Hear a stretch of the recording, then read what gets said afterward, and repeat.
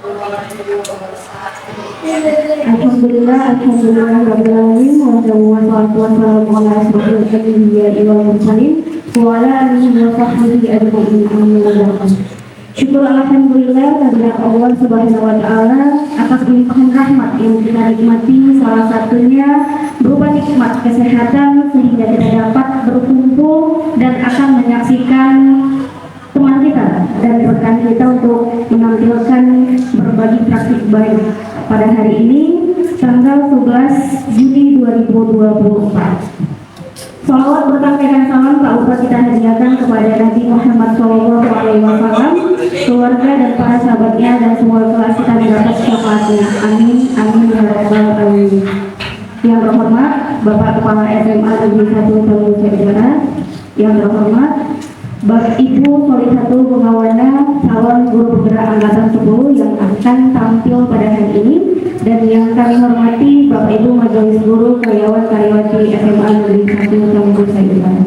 Baik Bapak Ibu, sebelum kita memasuki acara inti pada hari ini yaitu berbagi pemahaman budaya positif, mari kita sambut sekapur diri sekaligus kata sambutan dari Bapak Kepala SMA Negeri 1 Tanjung Jaya kepada Bapak Auzar SPD. Kami silakan. Bismillahirrahmanirrahim. Assalamualaikum warahmatullahi wabarakatuh. Waalaikumsalam warahmatullahi wabarakatuh. Selamat pagi menjelang siang untuk kita semuanya. Pertama-tama marilah kita mengucapkan puji syukur kepada Allah Subhanahu wa taala yang mana pada pagi ini kita masih diberikan nikmat kesehatan, kesempatan untuk sama-sama berada di ruangan ini. Selawat dan salam marilah sama-sama kita kirimkan kepada junjungan alam Nabi besar Muhammad SAW dengan ucapan Allahumma sholli ala sayyidina Muhammad wa ala sayyidina Muhammad. Semangatnya kita nantikan di masa nanti. Amin. Rabbal alamin. Ibu-ibu wakil kepala sekolah yang kami hormati, Bapak Ibu Majelis Guru SMA Negeri 1 Saudara yang kami hormati, terkhusus dan teristimewa Ibu Solihatul Muawanah sebagai calon guru penggerak angkatan 10 yang pada hari ini adalah kegiatan berbagi pemahaman budaya positif yang sama-sama nanti akan kita ikuti sebentar lagi. Bapak dan Ibu yang kami hormati, perlu kami sampaikan, selalu saya ingatkan kita saling support ya Bapak Ibu, karena apa kata pepatah orang tua dulu ya, pagi-pagi tiba di awak, nanti sore-sore tiba juga di orang. Nah, jadi nanti terbalik, nanti tiba pagi-pagi di orang, kalau tiba sore-sore nanti sampai di awak. Apa artinya? Kita ini giliran ibarat roda ya. Harapan kami CGP, siapapun gurunya, apapun jabatannya, sama kita di sini. Warga SMA Atas 1 Kabupaten Utara saling support. Kegiatan kawan kita hadiri, nanti dengan harapan kegiatan kita juga dihadiri kawan. Jadi kita ikuti kegiatan ini, mudah-mudahan ya berjalan dengan sesuai yang direncanakan. Harapan kami nanti kita sama-sama ikuti dan selesai baru kita sama-sama keluar ya.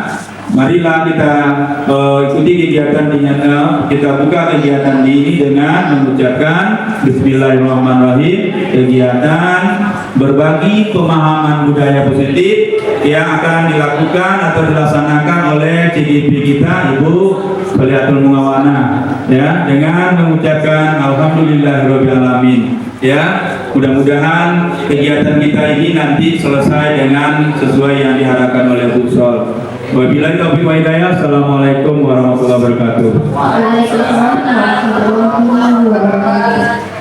Acara selanjutnya yaitu komunitas belajar semangat acara berkibar yang sudah kita nantikan sejak tadi, yaitu berbagi praktik baik dengan fokus berbagi pemahaman budaya positif yang akan disampaikan Ibu Solihatul Mawana SPD, calon guru penggerak angkatan 10 di SMA Negeri 1 Tambuka Utara Kabupaten Rokan-Hulu.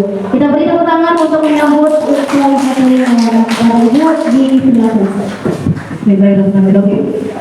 Kemana hendak mencari nada? Ke ujung kebun sebelah timur.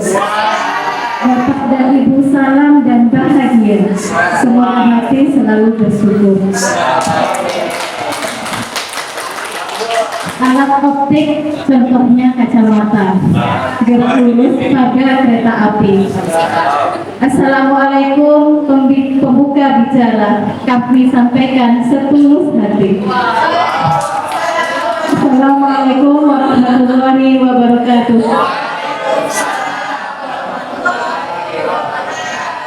Alhamdulillahirrahmanirrahim. Wassalatu wassalamu ala asrafil anbiya'i wal mursalin wa ala alihi wa sahbihi rasulillahi ajma'in. Amma ba'd. Yang terhormat Bapak Kepala Sekolah SMA Negeri 1 Tambuka Utara, yang terhormat Bapak Ibu Majelis Guru SMA Negeri 1 Tambuka Utara. Syukur alhamdulillah kehadirat Allah Subhanahu wa taala, pada hari ini kita masih diberi kesempatan, diberi kesehatan sehingga kita bisa hadir di ruang kelas 11.5 ini dalam rangka berbagi pemahaman budaya positif. Salawat beriring salam semoga tetap tercurahkan kepada Nabi Muhammad SAW di lafaz Allahumma sholli ala Sayyidina Muhammad wa ala ali Sayyidina Muhammad. Syafaatnya yang kita harapkan di yaumil mahsyar kelak. Amin ya rabbal alamin. Bapak Ibu yang kami hormati, ucapan terima kasih kami sampaikan atas kesediaan Bapak Ibu untuk mengikuti kegiatan berbagi pemahaman budaya positif ini. Sebelum kita lanjutkan, kita saksikan tayangan video berikut ini.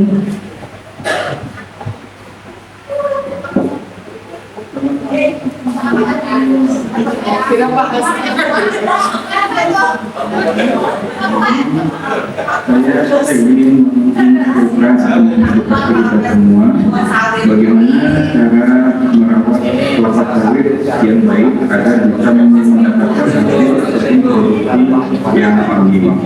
Nah, ada beberapa hal yang harus diperhatikan. Yang pertama yang perlu diperhatikan yaitu ketersediaan unsur hara di dalam tanah. Nah, apakah di lahan kita ini unsur haranya itu sudah mencukupi atau belum untuk tanaman kelapa sawit? Nah, caranya bisa kita melakukan proses penyediaan unsur hara dengan pemupukan, ya, pemupukan.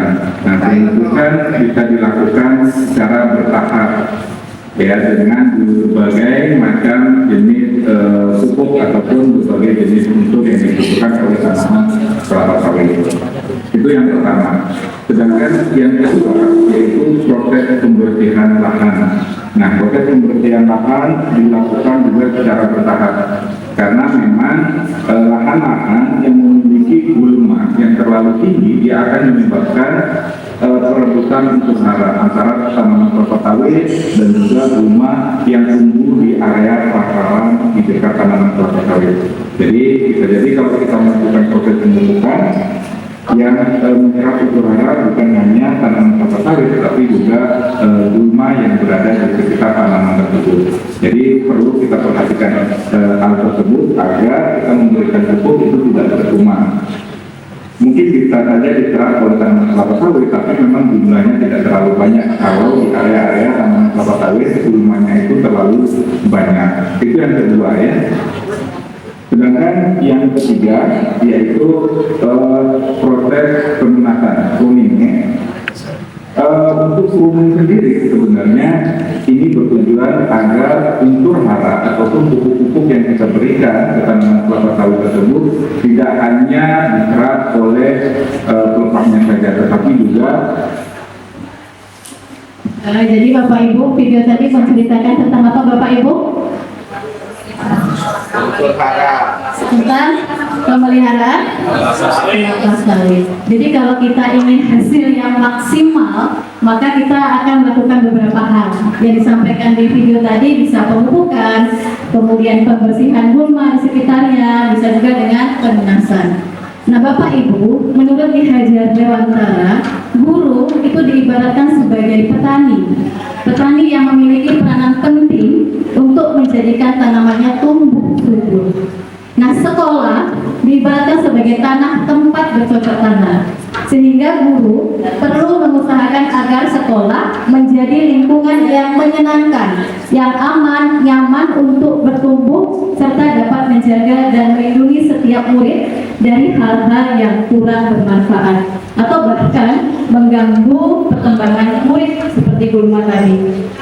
Dengan demikian, salah satu tanggung jawab seorang guru adalah bagaimana menciptakan lingkungan yang positif, sehingga nanti timbul kebiasaan-kebiasaan baik yang akan menjadi karakter baik. Nah, nantinya akan menciptakan budaya positif di sekolah. Bapak Ibu, selama ini mungkin kita beranggapan bahwa seorang guru bisa mengontrol murid. Tetapi seorang pendidik dan juga psikolog, Dr. William Glasser, menjelaskan tentang miskonsepsi mengenai teori kontrol. Jadi ada 4 miskonsepsi. Yang pertama, ilusi guru mengontrol murid. Kenyataannya, murid mempunyai hak untuk memilih untuk mendengarkan guru atau bahkan mengabaikannya. Guru tidak bisa memaksakan kehendak kepada murid. Guru tidak punya kontrol penuh terhadap murid. Nah, ini diilustrasikan seperti ini Bapak Ibu. Jika saya misalnya menggenggam tangan saya, kemudian di dalam genggaman saya ini ada barang yang sangat berharga. Nah, Bapak Ibu misalnya Pak Muklis meminta saya untuk membuka genggaman ini dengan bujukan, dengan rayuan, dengan paksaan. Kalau saya tidak mau membuka, ya tetap seperti ini. Tapi kalau saya mau membuka, ya akan saya buka. Itu berarti hanya kita sendiri yang bisa mengontrol diri kita. Begitu juga dengan murid. Kalau murid tidak punya keinginan untuk mengikuti kita, maka kita guru juga tidak bisa mengontrol murid. Yang kedua, ilusi bahwa semua penguatan positif, efektif, dan bermanfaat atau bujukan itu bermanfaat. Faktanya, murid juga mempunyai hak untuk menolak bujukan kita. Murid tergantung pada pendapat dan bujukan kita. Ketika kita tidak membujuk untuk mengerjakan tugas, ya murid tidak mengerjakan.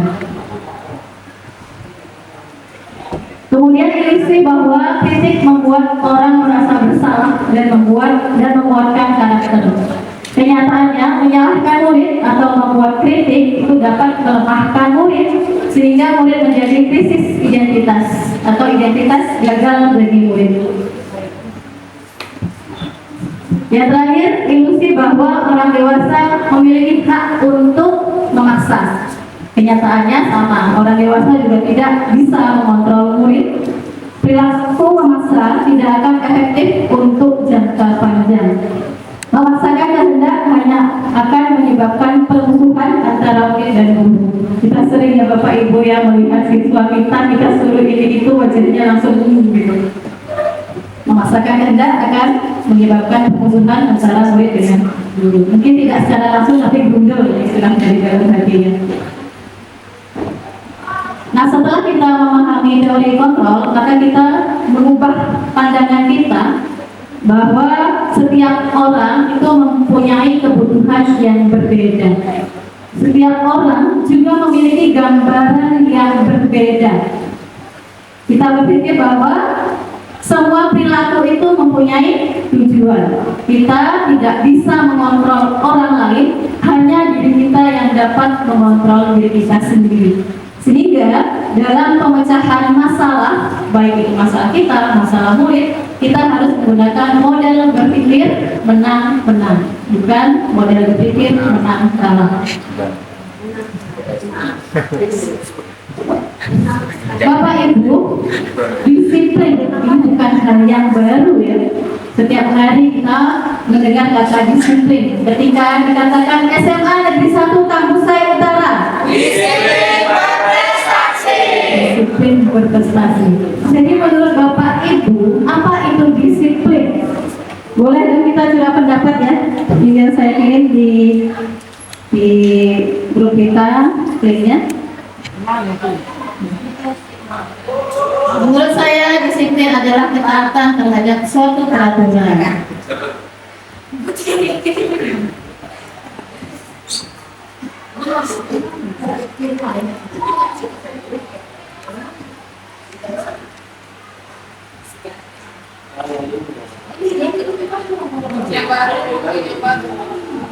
Di yang baru Bapak Ibu ya, kalau tadi hanya sebagai pilihan saya di konsultasi.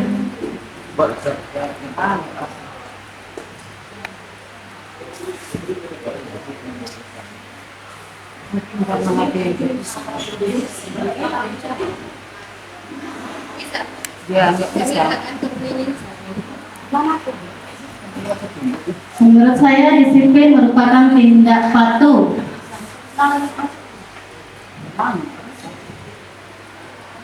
Di link yang kedua ya Bapak Ibu, yang kalian pertama bisa. Disiplin itu merupakan taat dan patuh terhadap aturan yang berlaku atau sudah ditetapkan. Disiplin adalah kesadaran diri dalam melaksanakan tugas dan tanggung jawab. Disiplin adalah sikap atau perasaan patuh terhadap peraturan. Disiplin adalah kunci dari keberhasilan.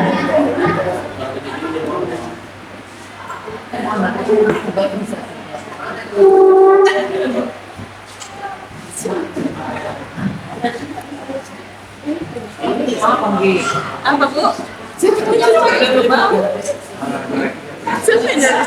Sopan kan? Ingat waktu Zoom. Disiplin adalah kebiasaan diri dalam mematuhi segala peraturan yang berlaku. Ini bisa kita hapus ya Bapak Ibu.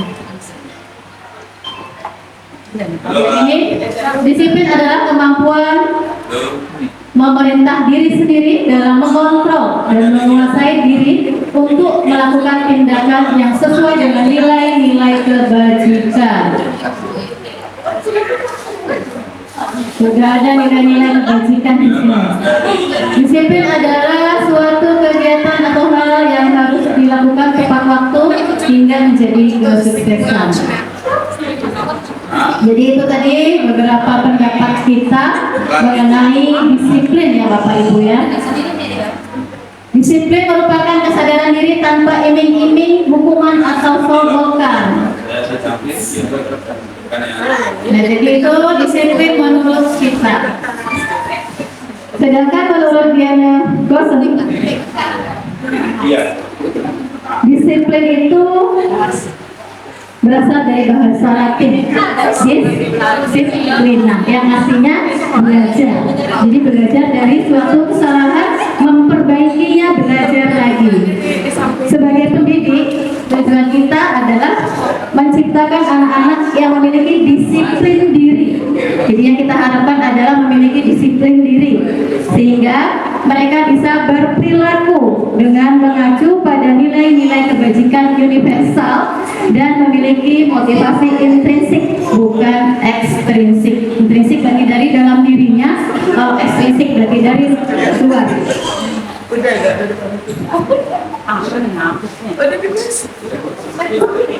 Dalam penerapan disiplin ada dikenal istilah disiplin positif.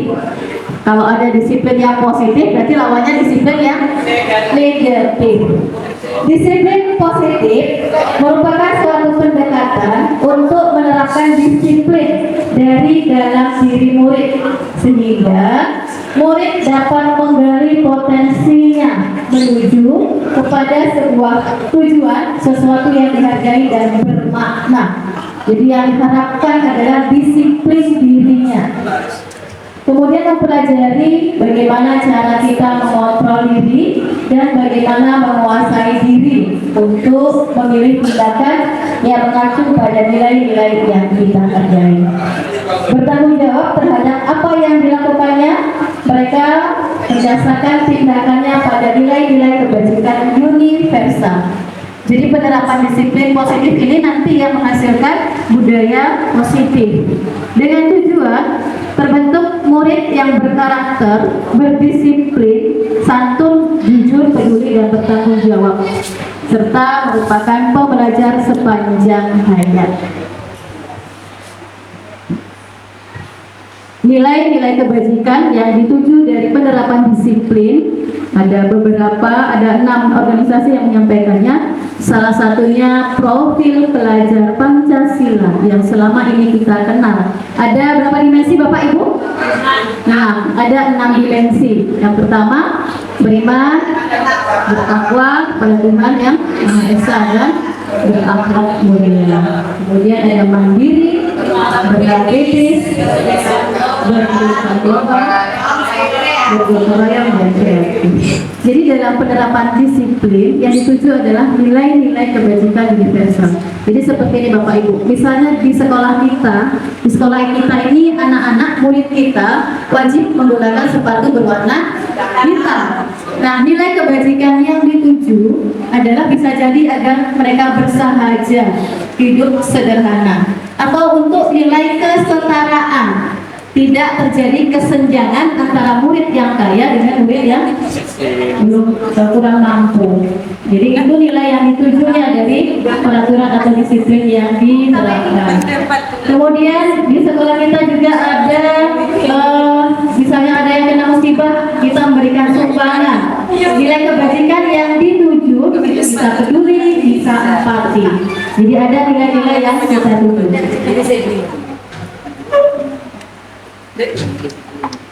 Bapak Ibu, dalam melakukan suatu kegiatan kita memiliki motivasi. Ada 3 motivasi dalam perilaku manusia. Misalnya nih, anak datang tepat waktu. Ketika ditanya kenapa datang tepat waktu, dia tidak ditegur oleh ibu piket.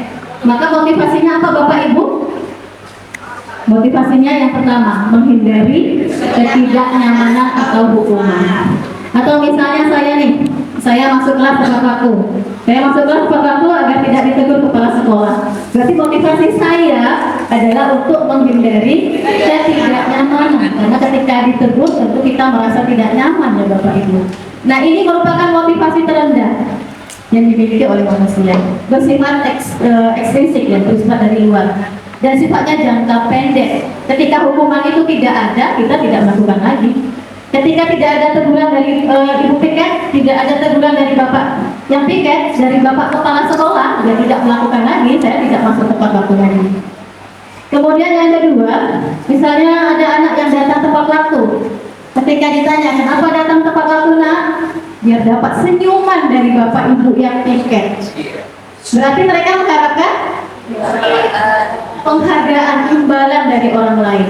Atau saya masuk ke kelas tepat waktu agar dapat senyuman dari bapak kepala sekolah, tidak sama, berarti mengharapkan imbalan. Ini juga jangka pendek, hanya sementara. Kalau tidak ada bapak kepala sekolah, ya saya nggak masuk lagi. Apalagi tidak ada hukuman, tidak ada penghargaan. Ini sifatnya dari luar.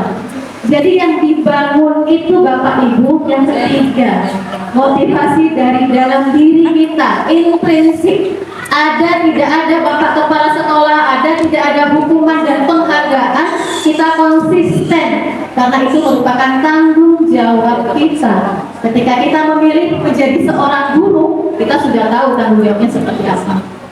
Ya kan Bapak Ibu? Ya. Ketika mulai masuk di sekolah ini, mereka sudah tahu harus bersikap seperti apa.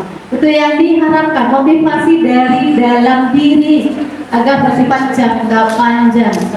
Bukan menghindari hukuman, bukan mengharapkan penghargaan, tetapi karena memang menghargai diri sendiri. Sebelumnya, misalnya sistem poin kita, kalau kita terlambat poinnya segini, kan sudah tahu murid sebelumnya, sudah diteken lagi sama orang tuanya. Kalau bawa HP, kalau mau misalnya melakukan cabut, itu sudah tahu konsekuensinya seperti apa ya Bapak Ibu. Jadi berbeda antara hukuman dengan konsekuensi. Ya, untuk agar lebih memahami perbedaan hukuman dan konsekuensi, kita tulis dulu Bapak Ibu ya. Di krisis.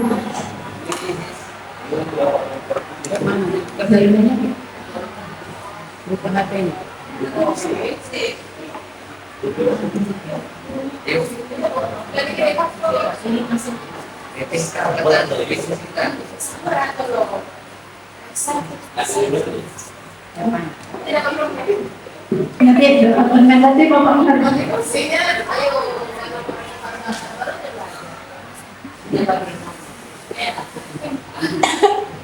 Jadi Bapak Ibu ya, kodenya 981874. Di mana ini, Pak? Kirim aja Bu. Terima aja apanya?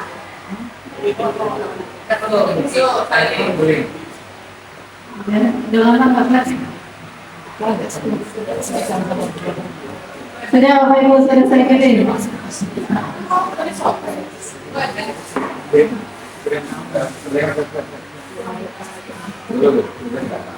Ya kita coba.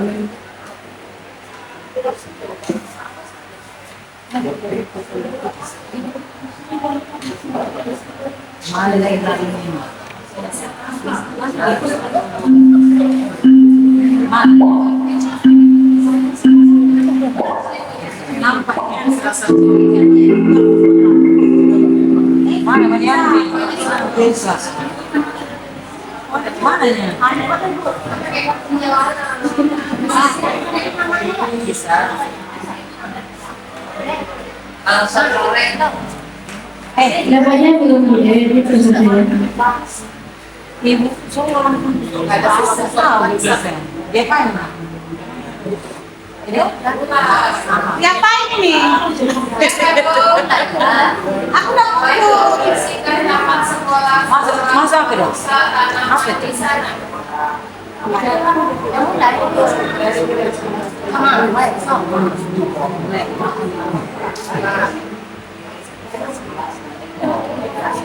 Namanya nggak bisa diedit ya Bapak Ibu ya? Siapa lagi? Susah-susah namanya. Lemongrass Longstocking. Saya yang udah saya bacanya nanti nih.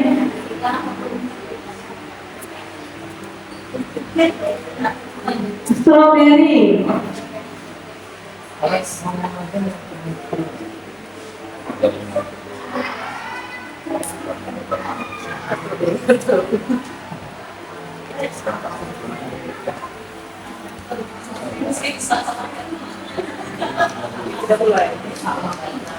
Sepertinya lemongrass yang memimpin siapa ini?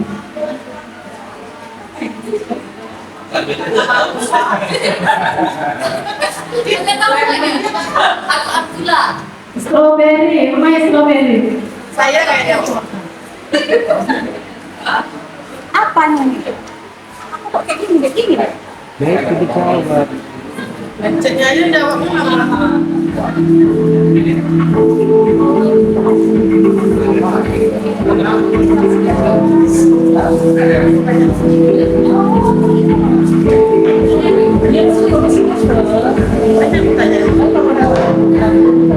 Strawberry.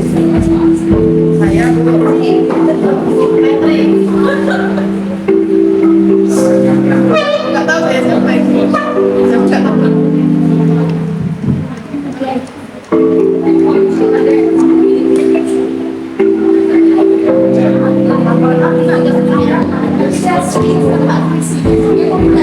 Strawberry.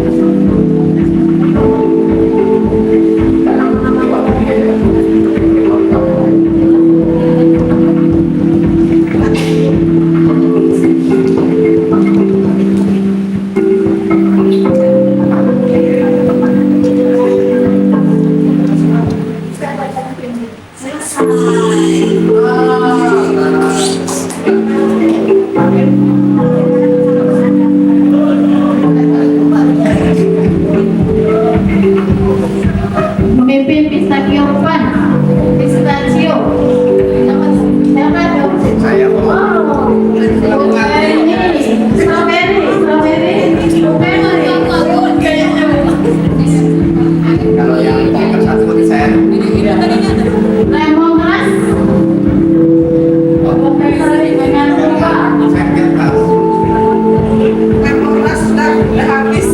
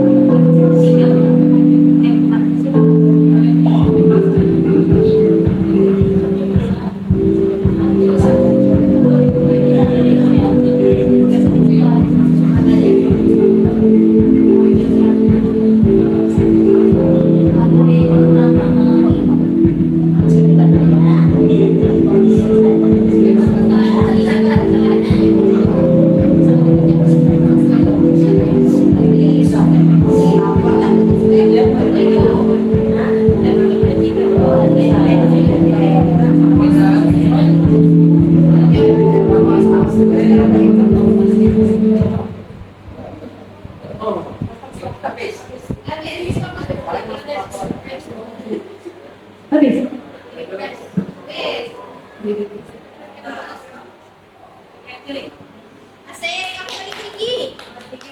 Siapa yang paling tinggi? Aku. Pipi. Jadi kita sudah bisa membedakan ya Bapak Ibu ya. Benar. Sudah tuh.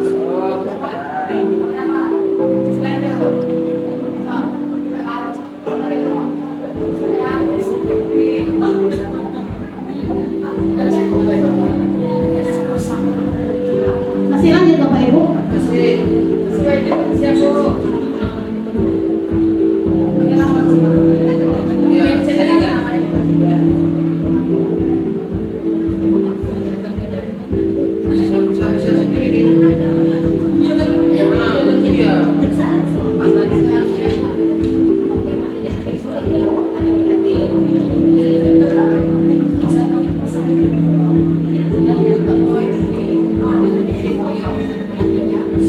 Jadi yang konsekuensi ini misalnya membersihkan seletar yang dibuatnya di meja tulis. Konsekuensi menyapu lantai sekolah setelah membuat kekacauan di kelas. Konsekuensi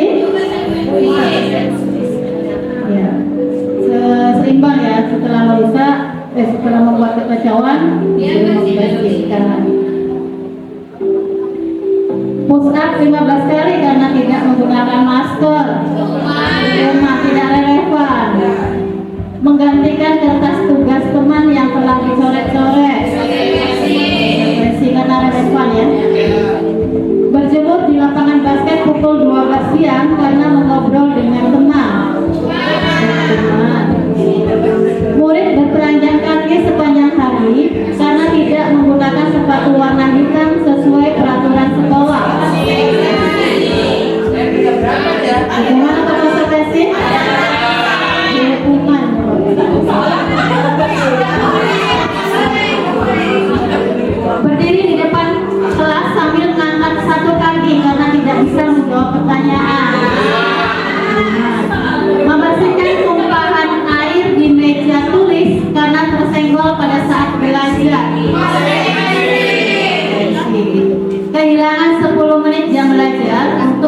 mengerjakan tugas karena datang duduk di bangku pinggir lapangan pada jam istirahat, tidak diizinkan bermain oleh guru tiket karena mencederai teman saat bermain di lapangan. Masuk WC Pak Kuman. Duduk di bangku di pinggir lapangan. Masuk WC. Jadi sudah dapat kita bedakan antara hukuman dengan konsep. Biasanya kenapa? Pak, kenapa? Dari kuasa.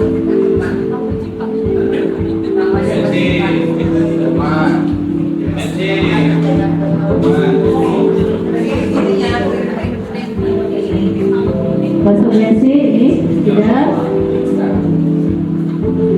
Bapak Ibu tadi disampaikan bahwa semua tindakan yang kita lakukan itu mempunyai tujuan. Tujuannya adalah untuk memenuhi kebutuhan dasar manusia. Ada 5 kebutuhan dasar manusia. Yang pertama bertahan hidup, kasih sayang dan rasa diterima, penguasaan, kebebasan, dan yang terakhir kesenangan. Kebutuhan bertahan hidup. Nah ini ada makanan, minuman, rumah, kesehatan, dan sama. Jadi misalnya nih ada murid kita yang datang terlambat. Kita tanya dari mana nak? Dari kantin, makan Bu. Jadi kebutuhan yang berusaha dipenuhinya adalah kebutuhan makanan, minuman, bertahan hidup. Yang kedua, kasih sayang dan rasa diterima. Kebutuhan untuk disayangi, diperhatikan, kebutuhan untuk merasa menjadi bagian dari suatu kelompok. Misalnya sudah jam masuk, jam pelajaran, saya lambat masuk. Kenapa lambat masuk Bu? Saya asik ngobrol dengan Bu Septi misalnya. Jadi saya terkoneksi ya, menjadi bagian dari suatu kelompok. Kebutuhan yang ingin saya penuhi. Kebutuhan penguasaan, kebutuhan pengakuan atas kemampuan. Ini ada beberapa kekuatan untuk mencapai sesuatu, menjadi kompeten, menjadi terampil, keinginan untuk dianggap berharga. Jadi kalau ada murid kita yang melanggar peraturan, ketika ditanya, dia ingin dianggap kawan-kawannya hebat karena berani melanggar peraturan. Berarti kebutuhan yang berusaha dipenuhinya adalah penguasaan.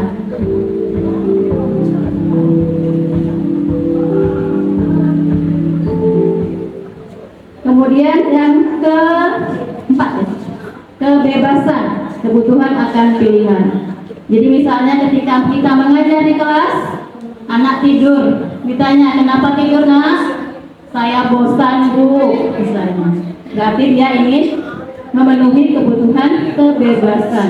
Bosan mungkin dia dengan cara mengajar kita yang ceramah. Bosan mungkin mendengarkan kita yang hanya ngomong sendiri di depan tanpa melibatkan siswa kita. Jadi kalau hal seperti itu mungkin saya sendiri agak gimana gitu. Tapi sebagai guru juga kita tidak bisa marah kalau anak bilang bosan dengan cara ibu ngajar. Kita harus introspeksi. Makanya ada kemarin disampaikan oleh Bapak Kepala Sekolah tentang karakteristik peserta didik. Merawat sawit tentu tidak sama caranya dengan merawat padi. Nggak sama juga caranya dengan merawat jagung.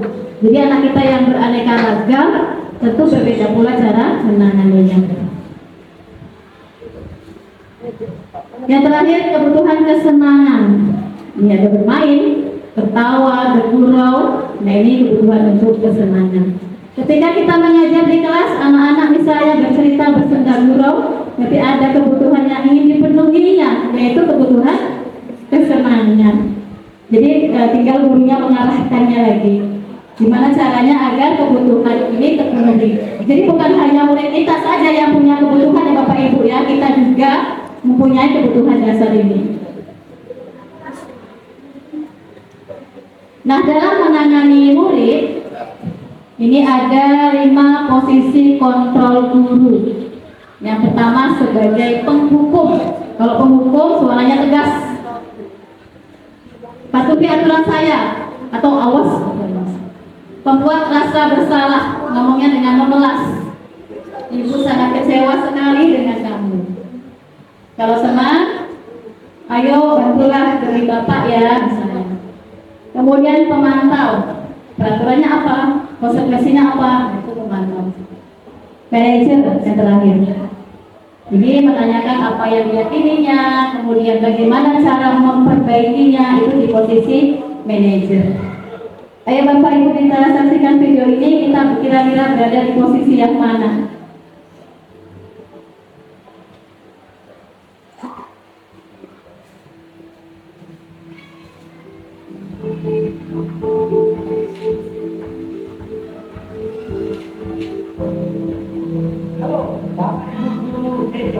Video ini akan menampilkan adegan interaksi guru dan murid. Silakan menonton dan merefleksikannya.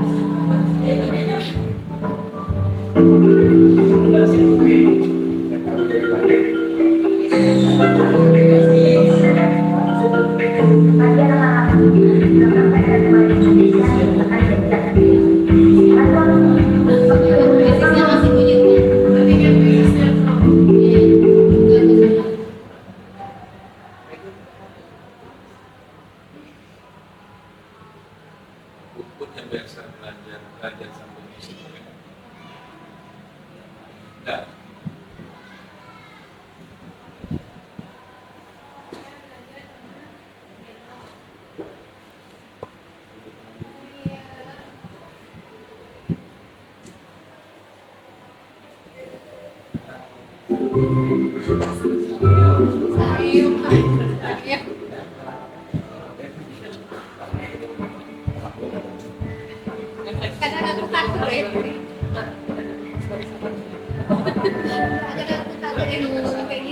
Bapak Ibu guru bebas.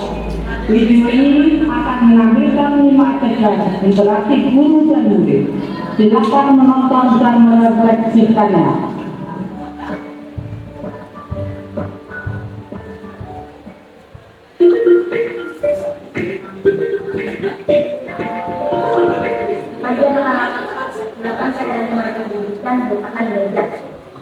Anton, kamu belum kerja kan belum ya PR dulu.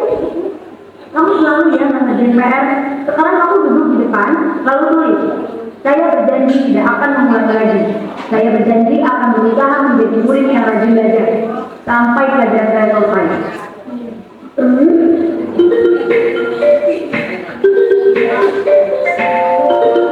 Pagi anak-anak, hari ini ada kegiatan. Ada yang belum mengerjakan? Anton, kamu sudah mengerjakan? Kamu nggak ngerjain juga. Kamu mau jadi apa nanti? Kamu ingat sekolah. Bayangkan orang tuamu betapa kecewanya kamu ini tidak pernah berubah. Harusnya bertanggung jawab pada diri sendiri. ini jangan dibuat lagi. Mau, saya terlambat. Ya udah, nanti jangan bilang lagi ya. Tenang lihatnya. Lain kali, makasih ya maksudnya. Kasih dong. Wah, ini aku terlambat lagi. Apa ya?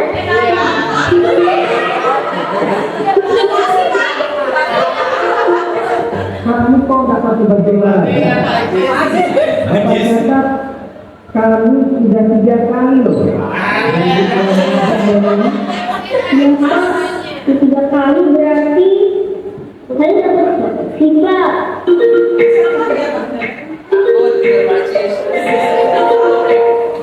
Ibu, saya mengajar.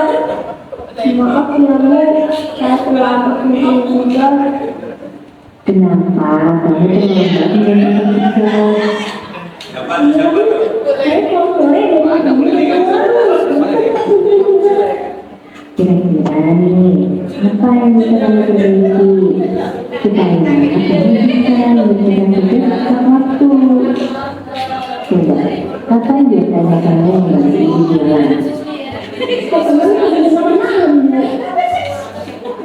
Bagaimana kalau kamu menjadi uang?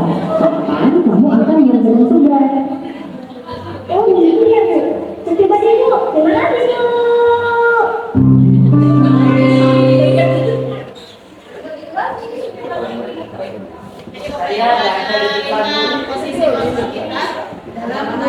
Masalah murid-muridnya. Jadi menurut Bapak Ibu yang baik itu yang mana? Satu, penghukum. Yang kedua, membuat rasa bersalah. Yang ketiga, teman. Yang keempat, pemantau. Yang terakhir, manajer. Sebagai manajer. Jadi sebagai manajer, guru meminta murid untuk mencari solusinya sendiri, sehingga diharapkan muncul motivasi intrinsiknya, muncul motivasi dalam dirinya, sehingga nanti efeknya jangka panjang untuk merubah perilakunya. Itu yang diharapkan sebenarnya Bapak Ibu ya. Kalau yang ekstrinsik yang dari luar tadi motivasinya jangka pendek, penghargaan, hukuman itu jangka pendek. Kita harapkan kita semua bisa memiliki motivasi dari dalam diri, sehingga kita juga bisa memunculkan motivasi murid kita yang berasal dari dalam dirinya. Nah, tadi ada dua Bapak Ibu ya. Ketika kita menangani murid yang bermasalah, kita memberikan hukuman, kita memberikan konsekuensi. Nah, di sini cara yang ketiga yang ditawarkan adalah dengan cara restitusi. Restitusi ini menguatkan untuk murid dalam jangka panjang. Jadi ketika menggunakan restitusi, maka guru memposisikan diri sebagai manajer. Kemudian di sini murid belajar bertanggung jawab untuk perilakunya. Murid menghormati dirinya dan orang lain, masalahnya terpecahkan dan berefek jangka panjang.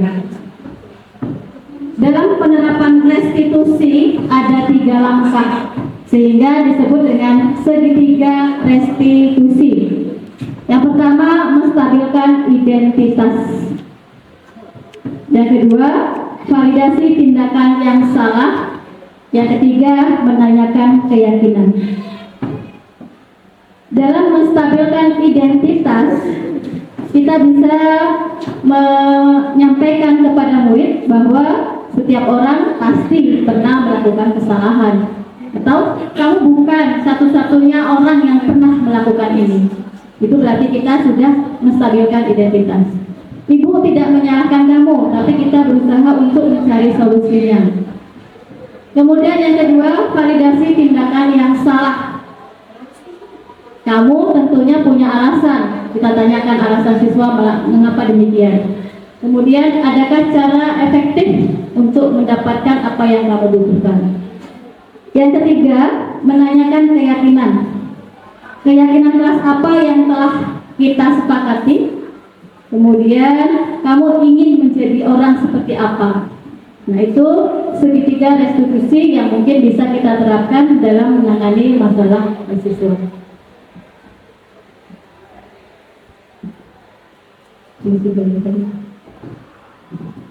Nah, di sini saya mohon maaf menyampaikan penerapan segitiga restitusi.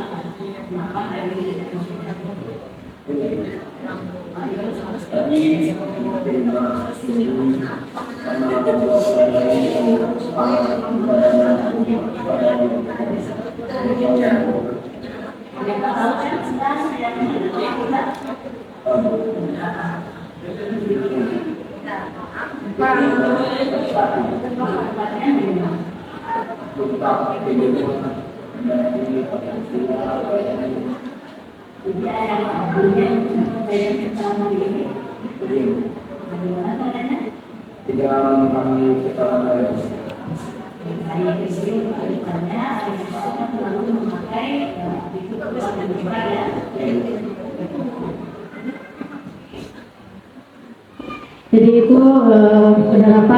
contoh penerapan segitiga restitusi yang saya lakukan. Kemudian Bapak Ibu, di semester 2 kemarin di PMR kita itu kan tentang budaya positif ya Bapak Ibu ya. Kita rata-rata sama tentang budaya positif. Salah satu budaya positif yang bisa kita terapkan yaitu tentang keyakinan kelas. Kenapa bukan peraturan? Kenapa keyakinan?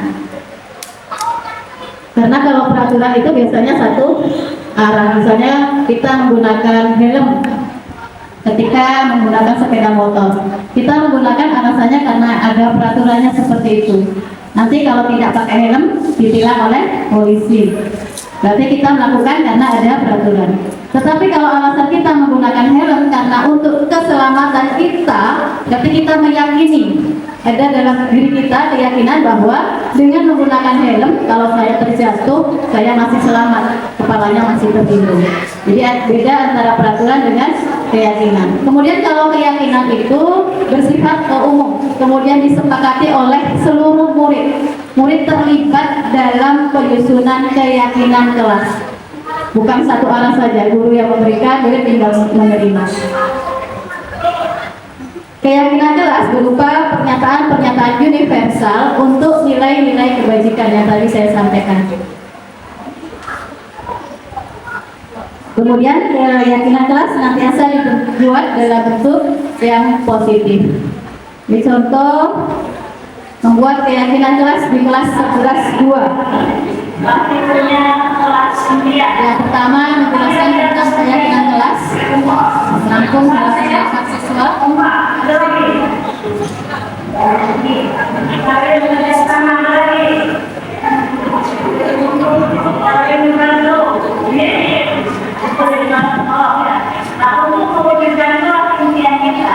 Kita membuat suatu keyakinan kelas. Nanti kalau berbicara di kelas berikutnya, tuliskan surat-surat kelas yang akan mendukung kelanjutan kelas. Satu saja, saya tidak boleh membuat apa mengadakan itu.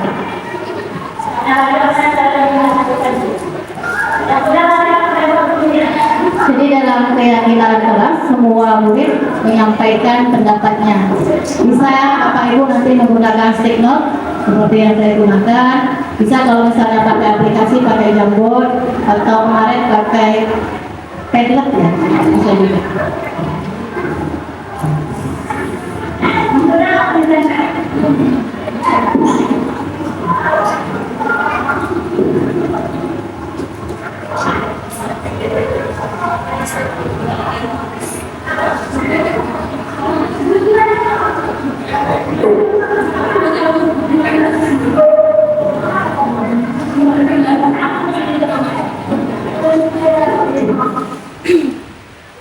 Nah, setelah siswa menyampaikan pendapatnya, kita merubah dari kalimat negatif menjadi positif. Tidak berbicara kotor.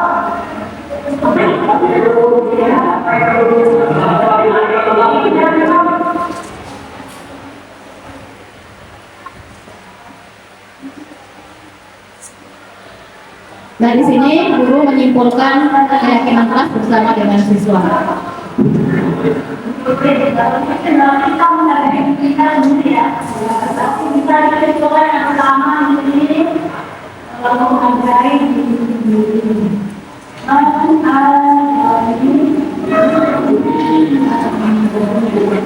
kemudian tidak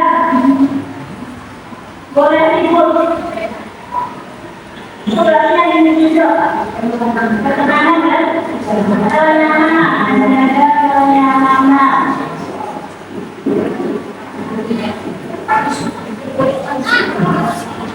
Tidak boleh menggurui. Karena ini juga menghargai keamanan, mulai keamanan. Menghargai orang lain, keamanan. Menghargai diri dan orang lain. Itu termasuk tadi ya, kemudian ini saling berbagi, saling peduli. Nanti kita harus saling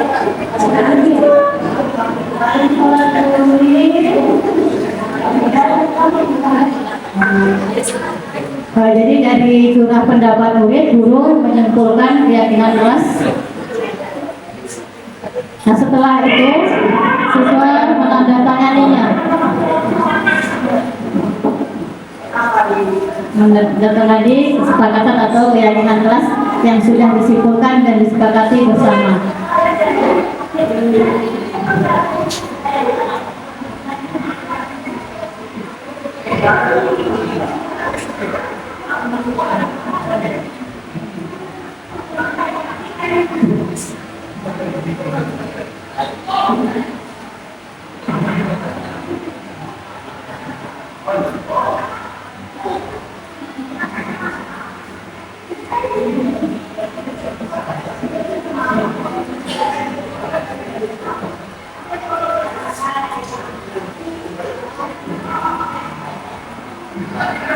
Nah yang terakhir, ketika siswa seluruhnya sudah menandatangani, maka guru juga ikut menandatangani keyakinan kelas.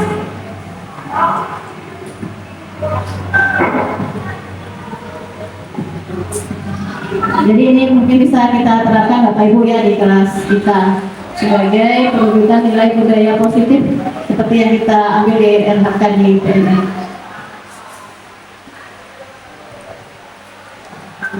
Ini kemarin saya di kelas 11-2.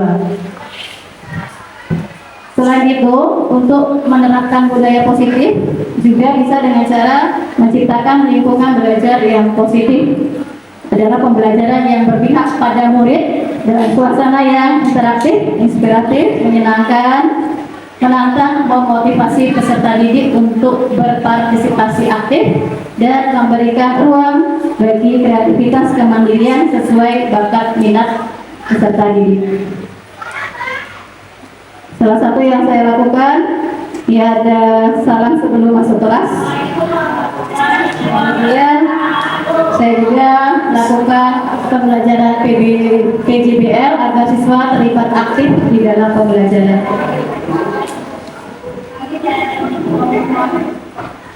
Nah selain itu, saya juga melakukan pembelajaran yang menggunakan teknologi, menggunakan yang menggunakan laptop.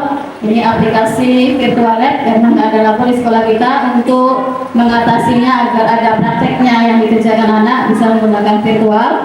Kemudian ini praktek dengan alat-alat sederhana yang mudah didapat. Ini saya prakteknya percobaan hukum Archimedes. Saya pakai, nggak ada gelas ukur, saya pakai gelas biasa yang untuk nampung pakai piring, air. Kemudian untuk nampung air, ditimbang airnya, nggak ada tempat untuk nimbang, saya pakai plastik yang ada di sekolah, neraca pegas. Alhamdulillah ada, jadi bisa menimbang beratnya berapa.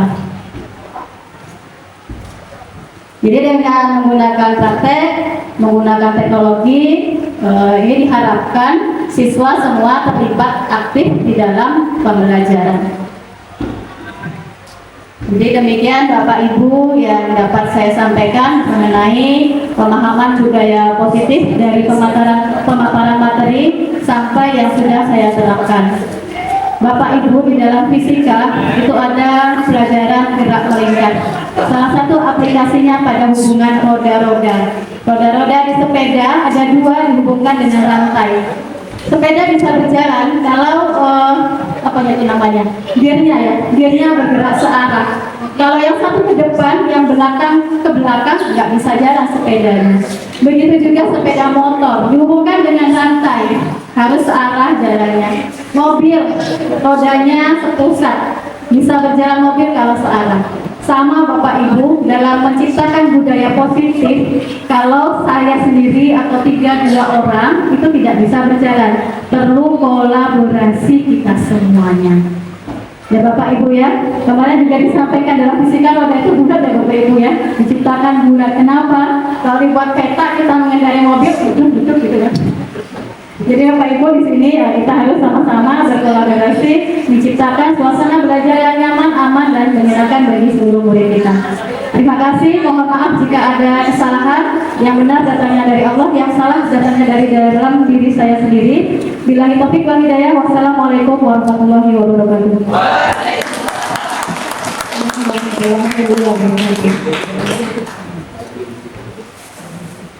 Wah, sungguh luar biasa pemaparan materi dari rekan kita Ibu Solihatul Mahawana, calon guru penggerak angkatan 10. Sekali lagi kita berikan aplaus untuk Ibu Solihatul. Jadi Bapak Ibu, dari pemaparan materi tadi dapat kita simpulkan bahwa adanya kita perlu melakukan kolaborasi di dalam melakukan budaya positif yang akan kita ajarkan kepada anak-anak kita di kelas maupun di luar kelas. Wabillahi taufiq wal hidayah. Wassalamualaikum warahmatullahi wabarakatuh. Terima kasih ya.